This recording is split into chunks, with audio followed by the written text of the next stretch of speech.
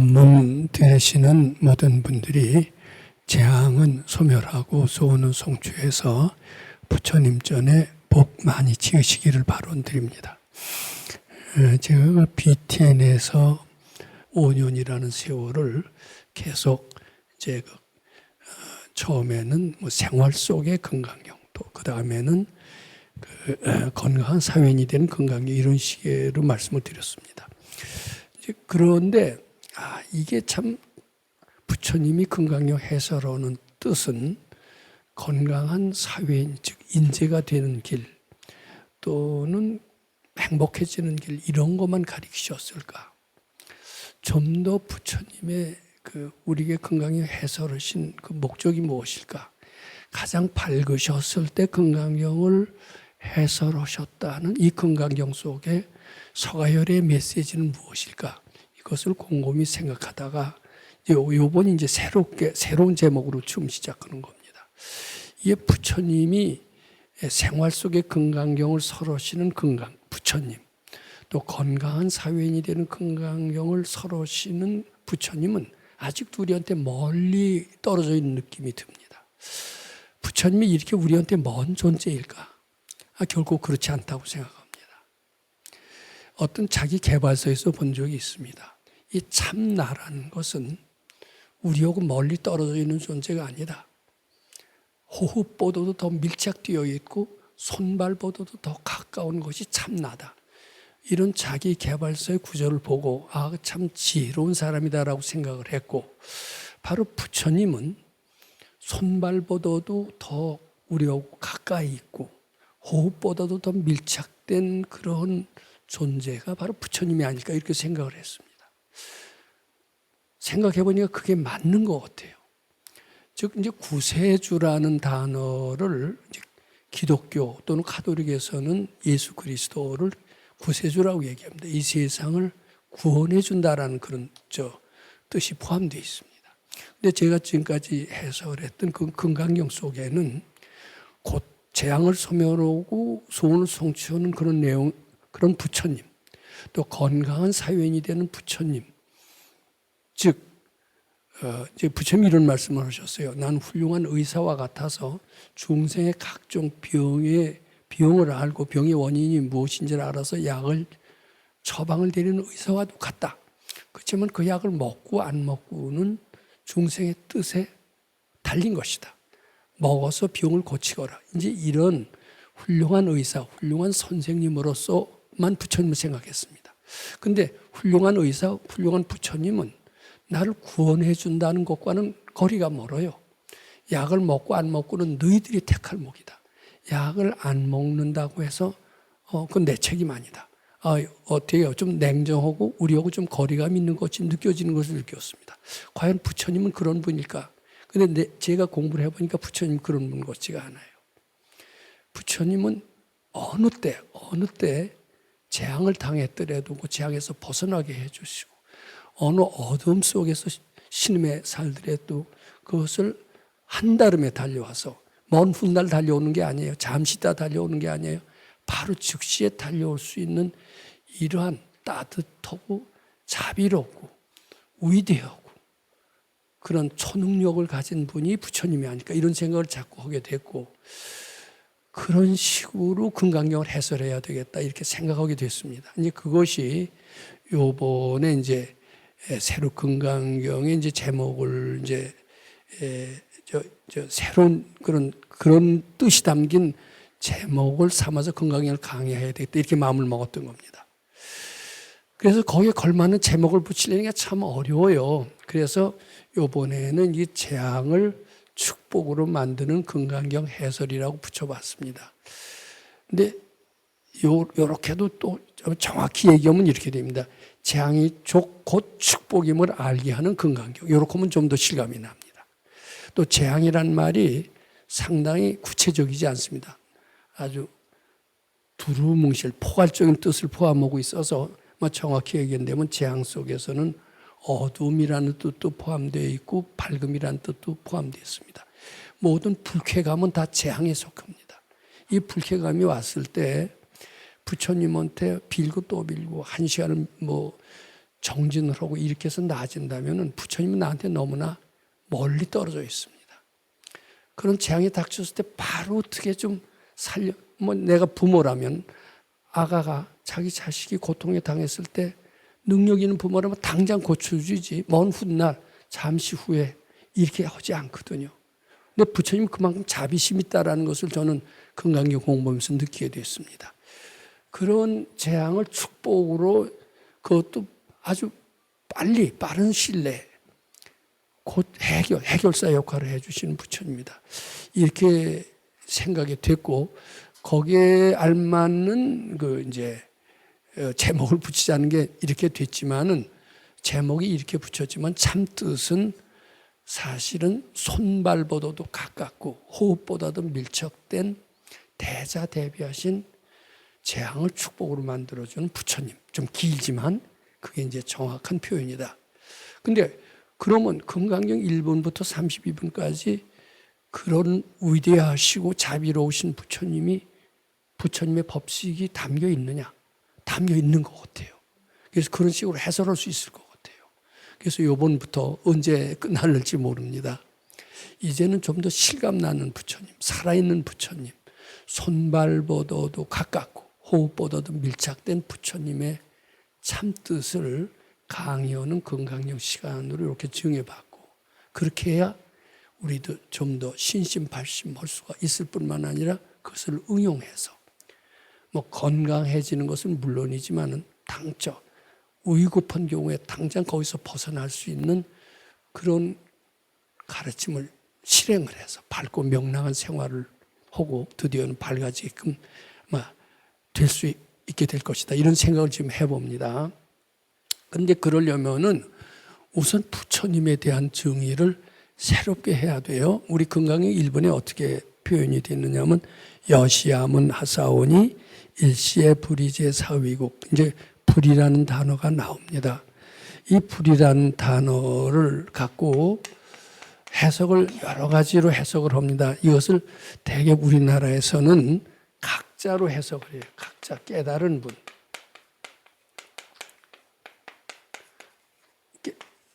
그래서 이 불교를 사실 깨닫는 종교다 이렇게 생각했던 스님이 있습니다. 누구신지 아시지만 백용성 스님이에요. 그래서 불교라고 이름을 바꾸자. 대각교다. 그게 바로 대각사를 창립하신 분이 종로상가에 있는 대각사를 하신 분이 백용성 스님이거든요. 근데 이게 깨달음을 한다 하더라도 오늘 이 강의 제목과는 무관한 사람이 됩니다. 이 깨달은 사람은 내 속에 있는 내 마음이란 뜻을 의미합니까? 내 마음 밖에 어떤 또 존재를 얘기하는 겁니까?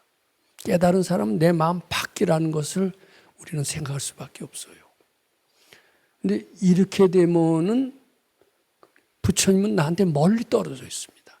멀리 떨어져 있으니까 굉장히 내가 죽을지어이고 괴로울 때 달려오기가 안 돼요. 이런 식의 해석은 부처님에 대한 정확한 해석이 아니다. 이렇게 저는 믿게 됐습니다. 사람이라고 일단 규정하면 안 됩니다. 2500년 전 인도에서 태어나신 룸비니에서 태어나신 실탈태자다. 이렇게 하면 더더욱 멉니다. 부처님을 마음 밖에서 찾아서는 안 됩니다. 내 마음 속에서 찾아야 됩니다. 근데 이 각자라는 표현이 마음 밖에서 찾는다는 뜻이 돼서 또 실탈태자라고 하는 것도 마음 밖에서 찾는 것이 돼서 올바른 부처님의 정의하고는 거리가 멀다. 이제 이렇게 이제 일단 말씀을 드리고 새로운 정의가 필요하다. 이런 말씀을 드립니다. 근데 이제 보통 절에서 하는 이제 말씀 중에는 이제 각자라는 표현하고 비슷한 얘기입니다만은 최후신의 보살이라고 합니다. 이제 흔히 이제 우리가 생각하기에 깨달은 이 하면은 생사해탈을 하고 윤회에서 벗어난 이를 깨달은 이라고 흔히들 얘기를 합니다. 좌탈인망을 한다. 죽음을 마음대로 하죠. 죽음이 본래 없음을 아는 분. 이게 이제 깨달은 입니다. 근데 깨달을 하게 되면 바로 윤회까지 없어진다라고 우리나라 사람은 믿고 있어요. 근데 제가 아는 지식으로는 깨달아서 생사는 마음대로 하되 윤회가 없어지는 이렇게 되지는 않는 걸로 알고 있습니다. 즉 윤회가 완전히 종식된 그런 분은 부처님밖에 없습니다. 더 이상 몸을 받을 어떤 원인을 다 소멸하셨던 분이 부처님입니다. 그래서 부처님을 최후 신이라고 합니다. 그러면 그때까지는 보살로 계시는 거예요. 지금 이제 미륵보살이 내생에 용화 세계의 용화 교주가 돼서 미륵존 열애가 된다는 얘기는 불교신자는 다 알고 있습니다. 근데 아직은 보살로 계세요. 그럼 용화 세계에서 성불을 하셔서 할 때까지는 아직 보살로 계신다. 보살은 생사를 마음대로는 하지만 윤회를 완전히 없어질 때까지는 아직은 미진은 업보가 남았다. 이렇게 저는 이제 해석이 됩니다. 이건 물론 제 해석이 아니라 도인 밑에서 오랫동안 공부를 해봤더니 이게 생사를 마음대로는 합니다. 그렇지만은 윤회까지 없어진 것은 아니다. 이렇게 얘기를 하고요. 우선 다라이라마도 비슷한 생각을 하고 있었다는 것을 김영옥 씨가 다라이라마를 만나서 대화한 속에서도 그런 내용이 나옵니다. 그것은 맞는 거로 생각합니다. 그러니까 이건 최후신의 보살인데 이제 이 보살은 중생을 제도하는 즉 우리 금강에 4대 진리가 있잖아요. 너와 나와 둘이 아니다. 나와 부처가 둘이 아니다. 이것을 깨달은 분입니다. 또 동체대비라는 말도 있습니다. 중생을 사랑하기를 자기 몸처럼 사랑해서 중생이 고통을 당할 때 본인도 똑같이 고통을 당하는 대자비심 있는 분이 바로 보살이다. 이것을 우리가 압니다. 그래서 보살은 중생을 구제하기 위해서 때로는 사람의 몸으로 때로는 하늘 천신의 모습으로 수많은 또는 축생의 몸으로 나타나서 중생을 제도한다고 그렇게 알려져 있습니다. 그 다음에 이제 수기설법자라는 얘기를 꼭 강조를 하고 싶습니다. 지금 말씀드리는 것은 우리나라 전통 불교와도 틀리고 소승 불교와도 좀 틀립니다. 어떻게 보면 대승 불교요, 참된 불교다라고 생각을 합니다. 즉 대승 불교, 이제 법화경이 이런 얘기했습니다. 이제 부처님이 제자 중에 한 사람이 이제 가전연에 이제 비유품에 나오고 있습니다. 우리는 본래 큰 부자, 이제 그 비유를 해서 얘기를 합니다. 큰 부자의 상속자입니다. 상속자고 수많은 재산을 자기가 상속받을 수 있는 그러한 큰 부잣집의 외아들인데 헷가닥했어요. 가만히 있어도 그 상속 재산이 되는데 아마 이랬던 것 같습니다.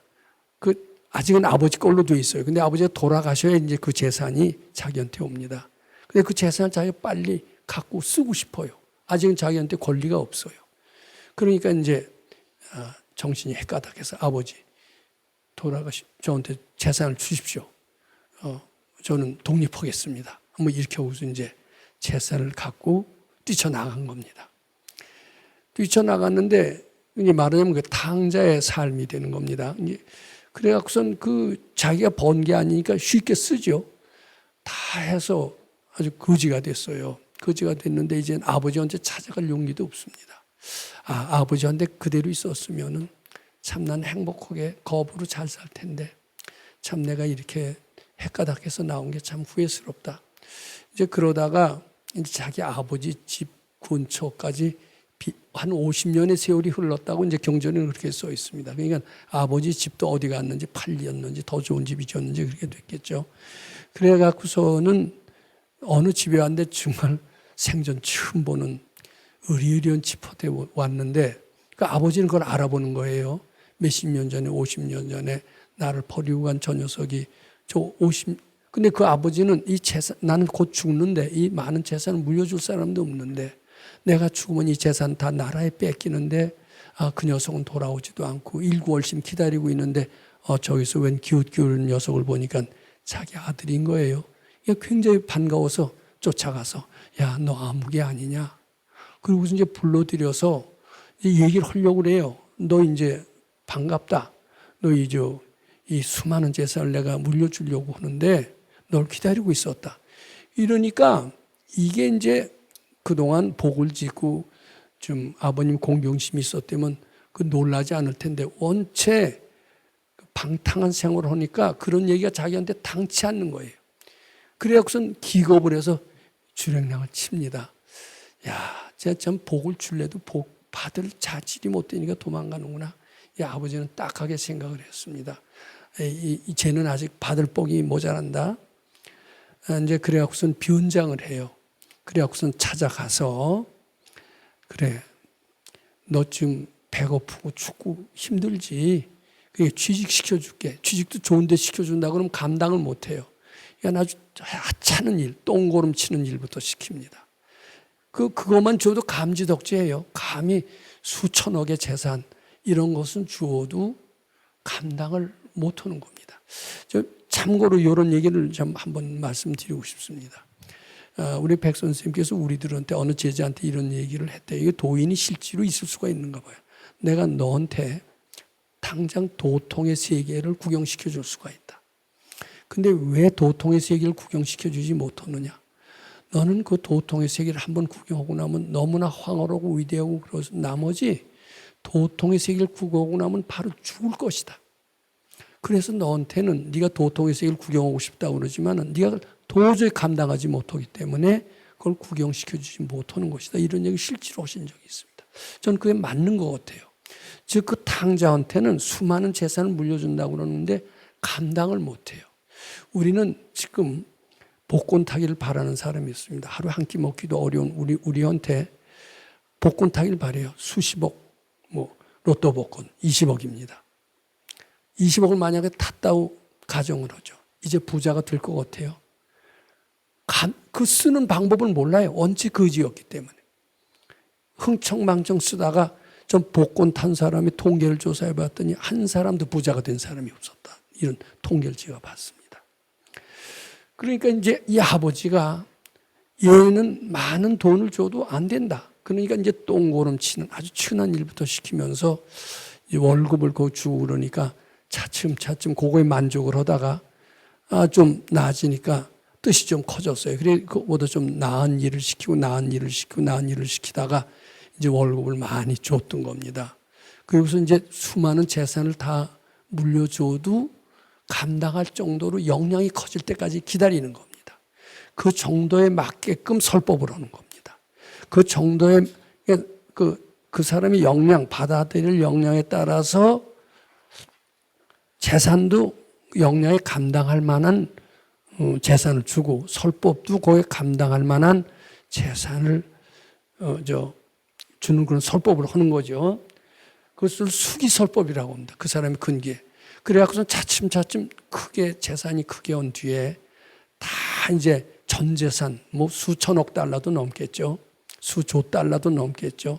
우주의 전 재산이 네 거라고 해도 될 정도로 많은 재산을 가지고 있습니다.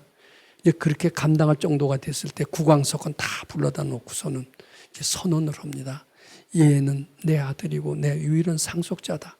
모든 재산을 이 자식한테 주노니 받으시오. 이제 이런 이야기를 하면서 그 재산을 받게 됐다라는 이야기를 합니다. 이건 이제 법화경 아마 비유품에 부처님의 제자인 가전현이라는 제자가 했다는 이야기로 나오는데 한양대학의 민희식 교수 지금 생전에 계신지 모르겠습니다만은 그 기독교의 탕자의 비유라는 게 있어요. 이것은 바로 법화경에 나오는 그 얘기를 그대로 본땄다라고 그렇게 설명하고 있습니다.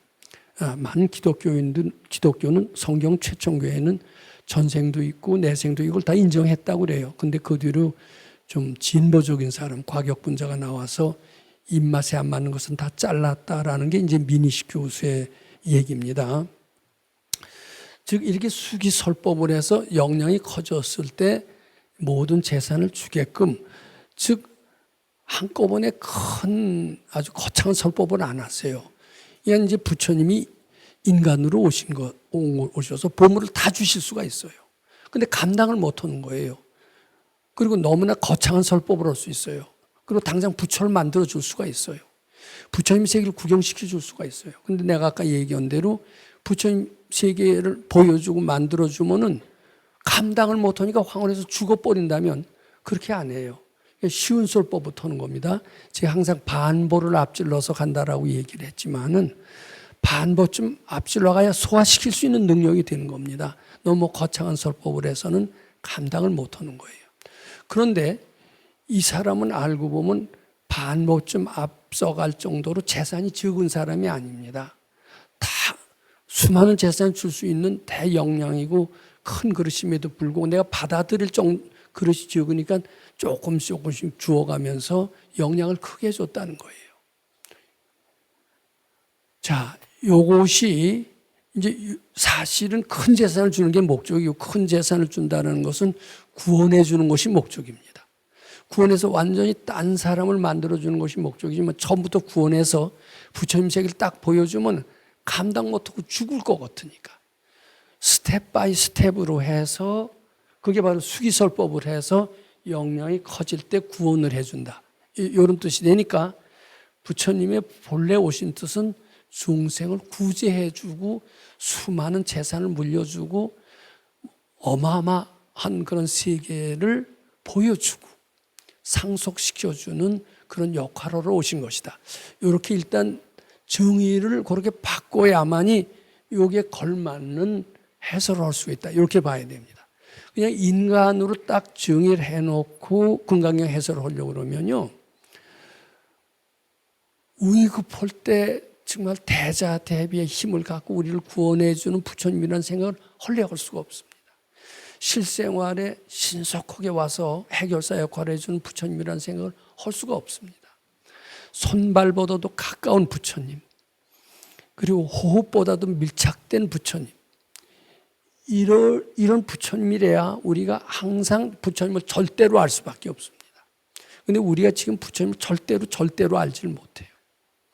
나하고 한참 띄워놓고 생각하고 있습니다. 띄워놓고 생각하니까 부처님이 가까이 올래도 내가 거부하고 있는 거나 마찬가지예요. 우리가 부처님을 띄워놓고 생각해서 부처님의 축복을 기대한다는 게 말이 됩니까? 안 됩니까? 안 되죠. 우리는 부처님께 가까이 가야 됩니다. 가까이 가는데 가까이 못 가게 하는 게 뭐냐? 바로 아상이라는 놈이라는 겁니다. 이 금강경에서는 네 아상만 버려라. 그러면 부처님은 너와 호흡보다도 밀착되어 있고 손발보다도 가까운 존재임을 확실히 인식하게 될 것이다. 이런 내용이 금강경 속에 다 있다라는 겁니다. 자, 우리가 그런 사실을 있다고 믿고 발견했다면은 이 세상은 그대로 내 세상이나 다름없는 겁니다. 그리고 부처님은 아버지보다도 더 가깝고 그 아버지 우리 엄마가 제일 가깝죠. 아마 부처님은 엄마보다 훨씬 멀다고 생각할 겁니다. 의국볼 땐 부처님 찾지만 않고 어머니 찾을 겁니다. 근데 이제 이게 부처님 공부가 점점 실감이 나면 엄마도 멀어요. 근데 실제로 이제 병원에 한번 가보시면은 저도 요새 어느덧 좀 나이가 먹어서 지금까지 병원 신세 잘 안 지다가 이제 또 병원에 자꾸 갈 일이 생깁니다. 근데 병원에 딱 가보면요. 이제 그러다 언젠간 죽겠죠. 죽을 때 누가 대신해 준 사람이 있을까요? 책에서만 봤죠. 근데 실제로 가보면 병원에서 수술한다. 아플 때 아무도 안 도와줘요. 엄마가 도와줘요? 내 아버지가 의사라고 해서 의사가 도와줘요? 내 자식이 의사라고 해서 내 병 고쳐줘요? 그럴 때 구원을 요청할 수 있는 사람이 있다면 얼마나 좋겠어요. 그런데 구원을 요청하는 사람이 있다는 거예요. 그래 바로 부처님이라는 거예요. 부처님이 그런 존재라는 거예요. 근데 왜 그럼 활용 못 하느냐? 우리가 거부하고 있기 때문에 활용 못 하는 거예요. 그럼 거부를 하지 말고 활용을 해라. 요거 일러주는 게 금강경이라는 얘기입니다. 그러려면 그 부처님에 대한 정의부터 새롭게 해야 되겠다. 그래서 요 세 가지가 다 맞는데 가장 맞는 얘기가 저는 구세주라는 얘기가 맞습니다. 근데 불교에서는 구세주라는 말을 절대 안 써요. 그건 기독교에서 쓰는 거다. 기독교는 2급 종교다. 근데 어떤 면에서 2급 종교라는 말이 틀리지는 않아요. 틀리지는 않은데 구세주라고 딱 그거 써먹는 걸 보면요. 2급이 아니라 불교보다 한 수 위 같아요. 기독교에서도 배울 건 배워야 돼요. 그런 얘기가 있어요. 기독교를 제대로 알아야 불교를 안다. 이런 소리로 하면 불교 신자들은 픽 비웃어요. 웃기지 마라. 기독교는 한참 열등 종교다. 법화경에서 탕자의 비유도 베껴갖고 전생 내생도 다 인정했다가 아주 이렇게 맹종만 하는 절대 신앙만 강조하는 이런 비합리적인 종교다라고 하면서 대부분의 불자들은 기독교를 비난합니다. 근데 이게 이제 지금 보니까 좀 건강경 몇십 년 했거든요. 하고 보니까 안 그래요. 자꾸 공부 보니까 지금은 자력이 다인 줄 알았어요. 근데 자꾸 공부하다 보니까 자력이 거의 없어요. 우리 병원 갈 때 자력으로 뭐가 됩니까? 안 되잖아요. 공부가 점점 되고 아상이 없을수록 자력이 기어오는 건 죽더라고요. 다 타력이에요. 그렇게 되면 기독교가 마저 들어가요. 점점 수행하면서. 근데 기독교는 수행도 안 해보고 무조건 타력이래. 뭐 시험 합격한 것도 하나님이 해줬대. 이건 안 되죠. 자기 노력으로 됐죠, 그것은. 근데 천국을 가는 거는 노력으로 안 됩니다. 그것은 구제해 주는 분이 있어야 되죠. 그런 점에서는 맞아요. 근데 불교는 다 또 자력이래네. 이것도 말이 안 돼요. 노력해서 시험에 합격하는 건 자력일 수 있어요. 근데 못된 사람이 착한 사람을 배워놓는다. 이건 자력으로 안 됩니다. 운명으로 정해진 것을 바꾸는 것도 자력으로 안 됩니다. 위급한 때 위급한 것을 끄는 것은 절대 자력으로 안 됩니다. 그때는 물론 자기의 정성도 필요하지만은 어떤 이제 아주 사랑하는 부모님이나 또 아주 제자를 사랑하는 선지식의 선호념, 선부척이 없어서는 절대 자력에는 한계가 있다는 것을 많이 느낍니다. 그래서 이 부처님 우리가 처음에 불교 처음에 입문하는 이런 식의 사고방식을 갖고 부처님을 정의하는 한은 우리는 부처님의 세계 위대한 것을 맛볼 수도 없고 그 절대성도 맛볼 수가 없고 그 힘이 얼마나 실용적인가도 절대로 맛볼 수가 없다라는 겁니다. 그럼 출발부터가 부처님은 수기설법자이기도 하고 구세주이기도 하고 즉 절대자라는 인식을 가지고 출발하는 것이 매우 불교를 효과적으로 믿는 것이다. 저는 이렇게 생각을 하고 오늘부터 시작되는 금강경 해설에는 부처님을 절대자로 이렇게 믿는 즉 그런 믿음을 바탕으로 해서 손발보도도 가깝고 호흡보도도 밀착된 부처님을 발견해서 모든 재앙을 소멸하고 소원을 이룩하는 부처님을 찾자라는 이런 제목 그런 마음가짐으로 이제 시작을 해보는 겁니다. 자, 그렇다면 금강경 내용 속에 과연 구세주로서의 어떤 역할이 있느냐? 또 금강경 1분 같은 데는 전혀 그런 내용이 담겨 있을 것 같지가 않다. 금강경 1분에 어디 재앙을 축복으로 만든다는 얘기가 담겨 있느냐? 금강경 1분에 어디 어두움을 밝혀서 밝음으로 만든다는 내용이 담겨 있느냐? 1분도 그렇고 2분도 그렇고 3분도 그렇고 금강경에는 재앙을 축복으로 만든다는 얘기, 어두움을 밝혀서 광명으로 만드는 얘기는 하나도 없어 보인다. 이런 생각을 가지실 수 있을 겁니다. 저도 처음에 아마 그랬을 거예요. 근데 금강경 자꾸 오다 보니까 금강경에 굉장히 다양한 뜻이 있는 것을 알게 됐고요. 처음에는 깨치는 방법, 항복기심 오는 방법밖에는 없어. 항복기심에서 밝아지는 방법밖에는 없는 그런 금강경만 생각을 했는데 알고 봤더니 제가 말씀드린 내용, 즉 재앙을 축복으로 만들고 불을 유로 만들고 이런 또 바로 실패가 곧 성공이라는 그런 가르침도 있고요. 그래서 불교로 하여금 참 위대하다, 참 절대적이다, 참 실용적이다 이렇게 느끼게 하는 가르침이 1분부터 32분까지 다 있다라고 믿습니다. 오늘 말씀드린 금강경 1분에 과연 그런 내용이 있는지 그걸 한번 좀 살펴보는 것은 필요할 것 같아요. 우린 지금 너무나 모르고 있었는지 모릅니다. 자, 그러면 금강경 1분에 재앙은 이제 어둠이고 재앙은 보통 아주 심각한 고통을 동반하는 그런 것만 재앙으로 생각을 합니다. 파산이니 화재니 죽음이니 이런 것만 재앙으로 생각합니다. 근데 그런 것도 물론 재앙이죠. 근데 이제 광의의 재앙이라는 것은 조금이라도 불쾌감을 느끼면 다 재앙이다. 이렇게 보면 됩니다. 어쩐지 누가 그냥 뭐 인상을 쓰는데 보통 때는 그 인상이 아무렇지도 않게 들리는데 오늘 같은 날은 왜 그렇게 저 인상 쓰는 게 그냥 마치 독화살을 쏘는 것 같아서 내 가슴을 이렇게 콕콕 찌를까 이럴 때가 있어요. 그 인상 씀으로써 느껴지는 불쾌감, 이것도 재앙에 속합니다. 도둑 맞은 것만 재앙이 아닙니다. 자동차 사고가 난 것만 재앙이 아닙니다. 조그만 불쾌감 다 재앙입니다. 근데 이 재앙은 시간이 지나면 해결이 될 거로 생각하지만은 시간 안 지나고서도 바로 해결할 수 있다는 길이 때문에 얼마나 좋습니까?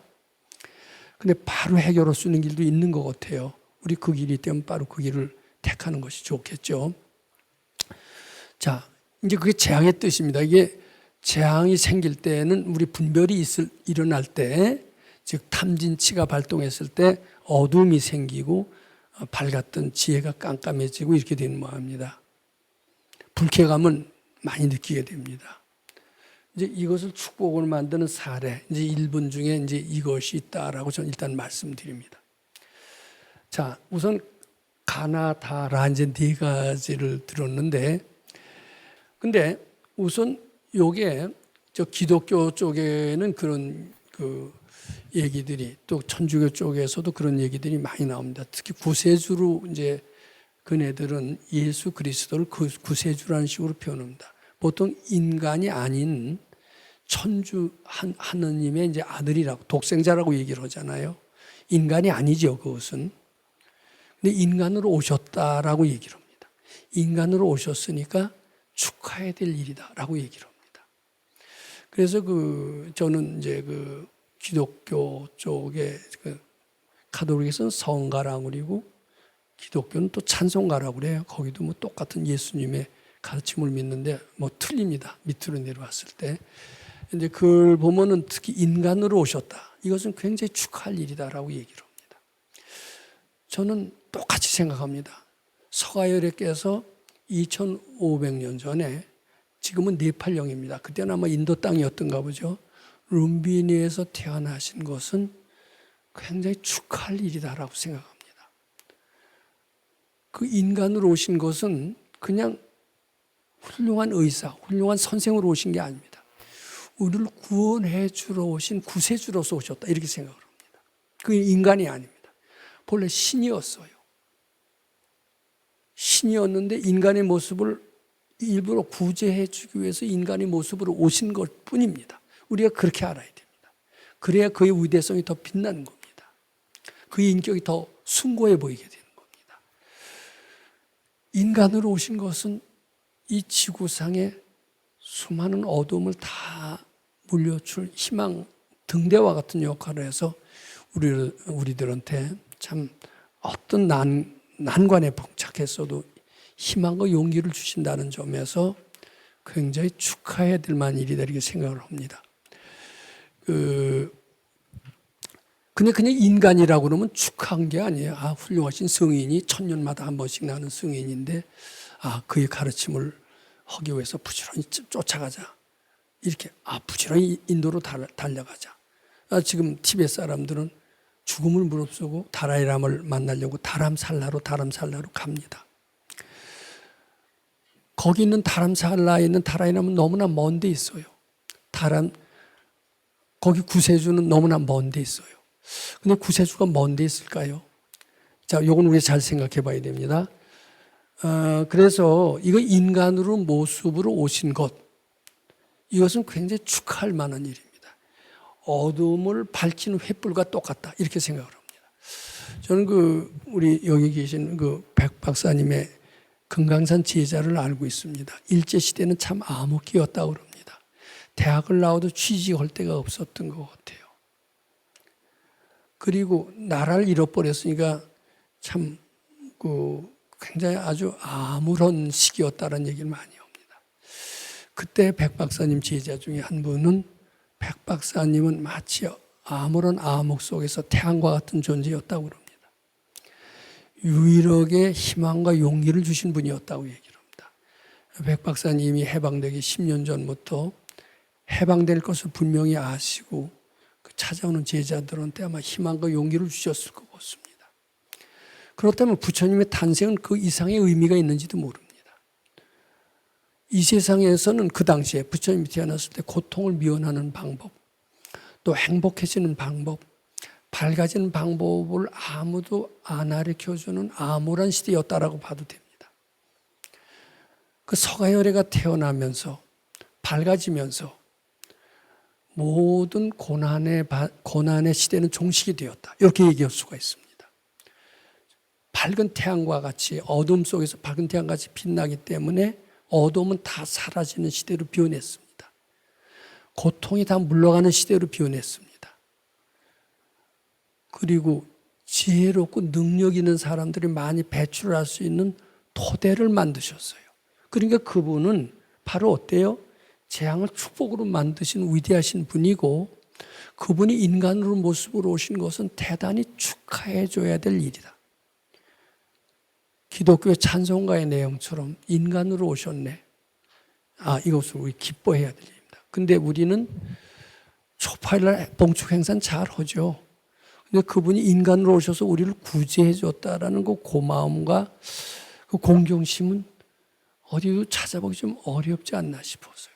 근데 이게 부처님이 그냥 금강경만 설하셔서 우리를 소원 성취시켜주는 이런 분으로 생각하시는 것은 부처님의 너무 한 면밖에 못 보는 겁니다.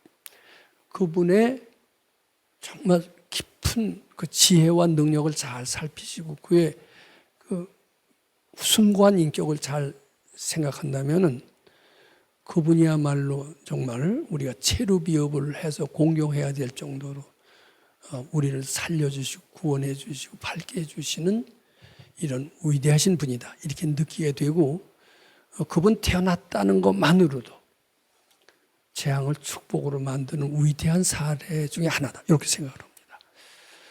그 다음에 이제 요것을 잠깐 제가 해석을 해볼게요. 여시함은 일시의 불이제. 이제 불이라는 단어가 처음 등장했지만 이 불이라는 단어를 저는 여기서 구세주다. 우리를 밝게 해준다. 구원해준다. 이런 뜻이 포함되어 있습니다. 근데 여기 어떻게 되어 있느냐 하면 사위국 기수급 고도원이라는 이제 장소에서 1250인이라고 하는 이제 이런 그 비구들이 모여서 수도를 합니다. 근데 이제 이때 부처님께서 식시에 착의 지발하시고, 이제 착의 지발을 하시는 것은 옷을 입고 바리떼를 가졌다라는 뜻이죠. 이제 식시가 됐다라는 뜻인 것 같습니다. 그리고 사위대성으로 들어갔다는 뜻이 되고, 그리고 이제 거기서 걸식을 하시는데 그 성전에서 차례차례 빌었다는 뜻이 나옵니다. 차례거리 하시고 환지본처라는 뜻이 나와요. 근데 여기서 사위대성하고 환지본처라는 뜻을 잘 의미가 있고요. 식시의 착의 지발이라는 뜻도 참 의미가 있습니다. 저는 의미 없이 읽었어요. 근데 누가 그래요? 금강경 1분 속에 금강경 32분이 다 포함되어 있다라는 얘기를 합니다. 이것은 깨달은 이들은 다 이런 얘기를 합니다. 자, 근데 과연 그럴까? 저는 아무래도 이것을 이해할 수가 없었습니다. 금강경 1분에 어떻게 32분의 내용이 다 있을까? 그리고 환지본처라는 단어, 사위대성으로 한 단어가 무슨 깊은 의미가 있을까? 여기 어떤 의미도 두지 않았습니다. 단순히 그냥 그때 상황을 나타냈을 뿐이다라고 생각했던 것 같습니다.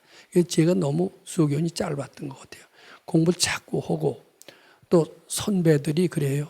여기에 1분 속에는 32분까지 다 담겨 있다. 그 뜻이 무엇일까? 그 뜻을 알려고 자꾸 했더니 좀 알아지더라고요. 이거 보세요. 인간으로 오신 것을 재앙을 축복으로 만든 겁니다. 근데 이제 재앙을 축복으로 와서 처음부터 금강경을 설하시지는 않았어요. 먹고 사는 거 해결해라. 요거 가르치셨어요. 그 다음에 행복하게 살아라. 이렇게 가르쳤어요. 먹고 사는 거 해결이 되고 행복하게 산 뒤에야 깨달음을 추구하지, 먹고 사는데 급급한데 깨달음 하라고 하면 됩니까? 안 되죠. 또 행복하게 일단 한이 풀리고 행복하게 산 뒤에야 어떻게 돼요? 깨달음을 추구하게 되지. 먹고 사는 건 해결이 되는데 불행해요. 경천을 당해요. 그럼 깨달음이고 뭐가 없어요. 경천부터 면하고 보죠. 그러니까 부처님이 질문 줬을 먹고 사는 문제 해결하는 것을 하셨는데 그게 이제 어떻게 나타났느냐 하면은 식시의 차제거리로 나타납니다. 그리고 부처님이 실제로 식시에 자제거리를 하세요. 요것은 자기 분수대로 경제활동을 해라. 욕심내지 마라. 요것을 조금 하면 자기가 불필요한 물건은 두었다가 필요한 사람한테 주어라. 불필요한 물건도 꿰차고 필요한 물건도 꿰차고. 이것이 차제거리가 아니다. 차제거리에는 내가 필요한 물건은 내가 갖지만 불필요한 물건은 남한테 줄 수도 있는 것이 차제거리다. 이것은 올바른 경제활동을 제시하고 있다. 이렇게 봅니다. 이 차제거리라는 게 의미심장이에요. 그래서 이것은 탐심을 해탈하는 지침을 했고 이렇게 함으로써 먹고 사는 문제를 해결하게끔 시키셨다. 이렇게 봅니다. 그 뒤에 이제 먹고 사는 것만 해결하면 뭐래요? 행복해져야죠. 이제 그게 행복해지는 게 이제 요새 법질서 얘기하면 법률 생활을 해야 됩니다.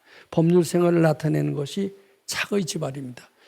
우리는 인도에는 하도 덥기 때문에 옷을 많이 벗어요. 근데 이제 경제 활동을 하려면 옷을 입어야 된다는 건데 옷도 단정하게 입어야죠. 그것은 예절을 잘 갖추라는 거예요. 법질서를 따르라는 거예요. 법질서를 따른다면 남 어때요? 가슴에 콕콕 찌르는 얘기 하면 됩니까? 안 됩니까? 안 되죠. 그게 진심 닦으라는 거예요. 말이죠. 진심을 닦아야 올바른 법질서, 법률 생활을 합니다.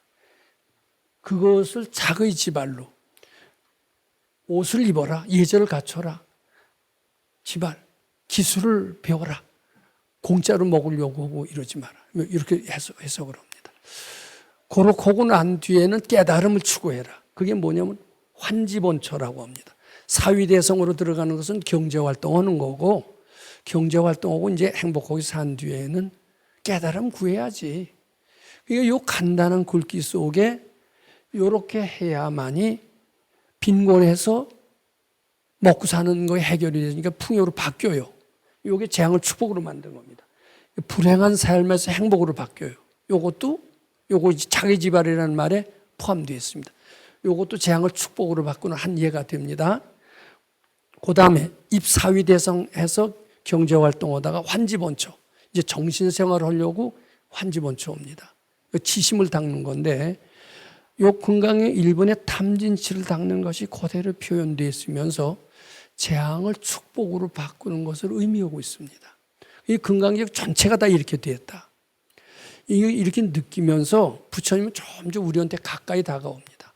추상적인 말씀, 못 알아들은 말씀, 너무 깨닫는 말씀만 하는 게 아니라 우리한테 꼭 필요하고 알맞는 얘기, 그리고 행복하게 해주는 그런 대자대비하신 어머니보다도 더 부드러운 부처님을 우리한테 느끼게 할 겁니다.